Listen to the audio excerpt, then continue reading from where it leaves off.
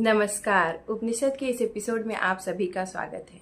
भारतीय दर्शन की परंपरा में यदि किसी ग्रंथ ने मनुष्य को उसके सबसे गहरे प्रश्नों के सामने खड़ा किया है तो उनमें बृहदारण्यक उपनिषद का स्थान अत्यंत ऊंचा है। यह केवल धार्मिक ग्रंथ नहीं बल्कि चेतना, आत्मा, अस्तित्व, मृत्यु, अमृत्यु, ब्रह्मा, समाज, ज्ञान और मानव जीवन के अंतिम उद्देश्य पर आधारित एक विशाल दार्शनिक संवाद है। यहाँ केवल पूजा या कर्मकांड की चर्चा नहीं होती बल्कि यह पूछा जाता है कि मैं कौन हूँ, यह जगत क्या है, मृत्यु के बाद क्या है, क्या आत्मा और ब्रह्मा अलग है, मनुष्य का वास्तविक स्वरूप क्या है।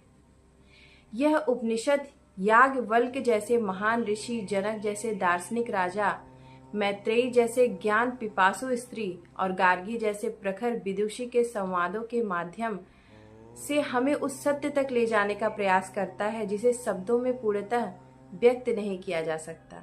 इस उपनिषद का संदेश केवल प्राचीन भारत के लिए नहीं है। आज के समय में भी जब मनुष्य बाहरी उपलब्धियों, धन, प्रतिष्ठा, तकनीक और भौतिक विकास के बीच भीतर से खाली होता जा रहा है, तब बृहदारण्यक उपनिषद हमें याद दिलाता है कि मनुष्य की सबसे बड़ी खोज बाहर नहीं भीतर है।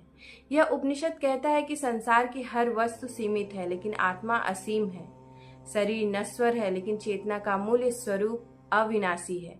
जो स्वयं को जान लेता है वह संपूर्ण अस्तित्व को जान लेता है। मंगलाचरण और उसका गहन अर्थ क्या होता है। ओम पूर्णमदः पूर्णमिदं पूर्णात् पूर्णमुदच्यते पूर्णस्य पूर्णमादाय पूर्णमेवावशिष्यते। ओम शांति शांति शांति। वह पूर्ण है, यह पूर्ण है। उस पूर्ण से यह पूर्ण जगत उत्पन्न हुआ है। उस पूर्ण से पूर्ण को निकाल लेने पर भी पूर्ण ही शेष रहता है। यह उपनिषद की शुरुआत ही एक ऐसे विचार से होती है जो सामान्य बुद्धि को चुनौती देता है।